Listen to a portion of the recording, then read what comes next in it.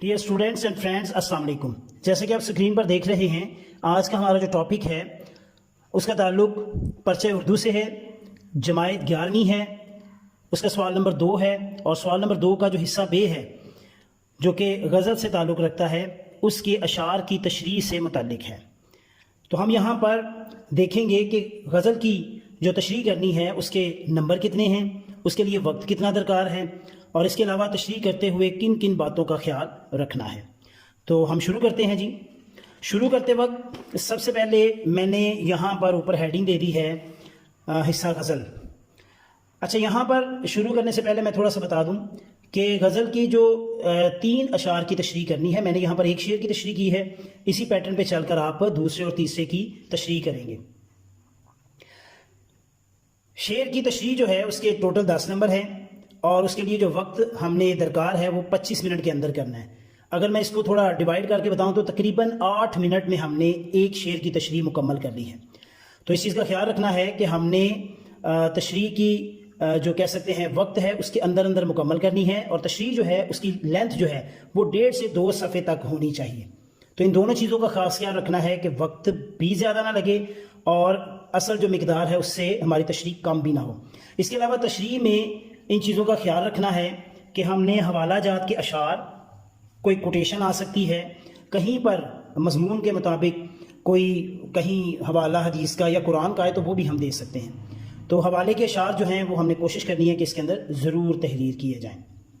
جی، تو شروع کرتے وقت ہم کیا کریں گے کہ سب سے پہلے میں نے یہاں پہ اوپر لکھا ہے جی شعر نمبر 1، یہاں پر اس کی شعر کی علامت لکھی ہے، پھرے راہ سے وہ یہاں آتے آتے، اجل مر رہی تو کہاں آتے آتے۔ اس کے بعد میں نے شاعر کا نام لکھا، اور یاد رکھیے گا 1 نمبر ہے شاعر کے نام کا، اور باقی 3 اشعار کے 3 نمبر ہیں۔ تو شاعر کا نام لکھنے کے بعد میں نے مفہوم پہ آ گیا ہوں۔ مفہوم لکھتے ہوئے ان چیزوں کا خیال رکھنا ہے کہ مفہوم مختصر اور جامع ہونا چاہیے، اور یہ 2 سطروں سے زیادہ نہیں ہونا چاہیے۔ مثلا یہاں پر کیا ہے کہ محبوب میرے پاس آتے آتے راستے سے ہی لوٹ گیا، اے موت اگر محبوب نے نہیں آنا تھا تو ہی چلی آتی۔ تو یہ ہمارا مفہوم ہے جو کہ میکسیمم 2 لائنوں پہ مبنی ہے۔ اس کے بعد جب تشریح پہ ہم نے آنا ہے، جیسا میں نے آگے بتایا کہ 1.5 سے 2 صفحے کی ہماری تشریح ہوگی۔ اس کے اندر ہم نے حوالہ جات کے اشعار، کوٹیشنز وغیرہ ہم اس کے اندر ایڈ کر سکتے ہیں، اور کرنی ہے ہم نے۔ تشریح طلب جو شعر ہے ہمارا، جب ہم نے اس کو آغاز کرنا ہے تو ہم نے کرنا ہے تشریح طلب شعر میں شاعر نے یہ کہا ہے۔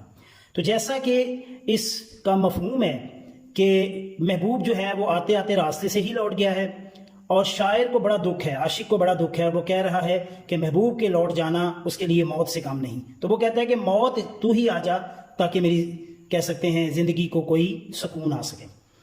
بنیادی طور پر تشریح میں ہم نے یہ چیزیں دیکھی ہیں کہ اس شعر کے اندر اس نے تقریباً 4 پہلوؤں کا ذکر کیا ہے، اور وہ 4 پہلو کیا ہیں کہ ایک تو شاعر کی غفلت کا ذکر، محبوب کی غفلت کا ذکر کیا ہے کہ محبوب جو ہے اس نے بے پرواہی کی ہے، غفلت کا مظاہرہ کیا ہے۔ دوسرا یہ کہ محبوب نے وعدہ کیا، وعدہ خلافی کر دی، پھر اعتبار کیا، اعتبار کو چوٹ پہنچائی۔ اور اس کے علاوہ وہ یہ بھی کہتا ہے کہ پھرے راہ سے، یعنی مین کہ گھر سے نکلے لیکن پھر لوٹ گئے۔ تو ان 4 چیزوں کو یہاں پر بیان کیا گیا ہے۔ تو شروع میں شاعر یہی کہتا ہے کہ اس کی غفلت کا مضمون باندھا ہے کہ راہ عشق میں عاشق کو بے شمار یعنی مصائب کا سامنا کرنا پڑتا ہے، اور وہ اسے بس محبوب کو چاہتا ہے کہ محبوب اس کے پاس آئے، لیکن محبوب جو ہے اس کے تمام تر تکلیفوں سے لا تعلق ہے، اسے اس چیز کی کوئی پرواہ نہیں ہے، اور وہ عاشق کو اپنا دیدار نہیں نصیب کرواتا۔ اور اسی کو کہہ سکتے ہیں محبوب جو ہے ظاہر وہ اپنا دیدار نہیں کرواتا اور اس پہ ایک نظر کرم نہیں کرتا۔ تو شاعر نے اس کیفیت کو کچھ یوں بیان کیا کہ محبت مضطرب ہے بہر درشن، مگر کچھ حسن کو پرواہ نہیں ہے۔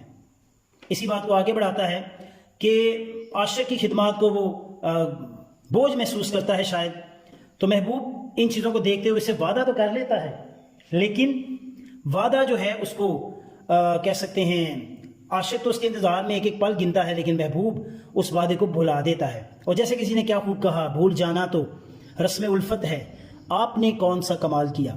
تو بالکل اسی طرح سے جو محبوب ہے وہ بھول جاتا ہے، اور عاشق ایک ایک پل جو ہے وہ اس کو کہہ سکتے ہیں قیامت کی طرح اس کا انتظار کرتا ہے۔ اور اس کیفیت کو فیض احمد فیض نے یوں بیان کیا، تم آئے ہو نہ شب انتظار گزری ہے، تلاش میں ہے سحر بار بار گزری ہے۔ تو اس کے بعد وہ مزید یہ بیان کرتا ہے کہ شاعر نے وعدہ تو کر لیا، لیکن وعدہ جو ہے وہ وفا نہیں کیا اس نے، اور شاعر کی جو کہہ سکتے ہیں وہ روح جو ہے وہ بے چین ہے، اس کا ایک ایک پل کسی بھی مصیبت اور آفت اور قیامت سے کم نہیں.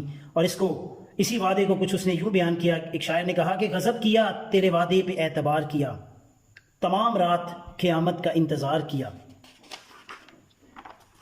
اسی طرح سے آگے چلتے ہوئے یہ جو اس کا اعتبار تھا، اعتبار کو بڑی ٹھیس پہنچتی ہے.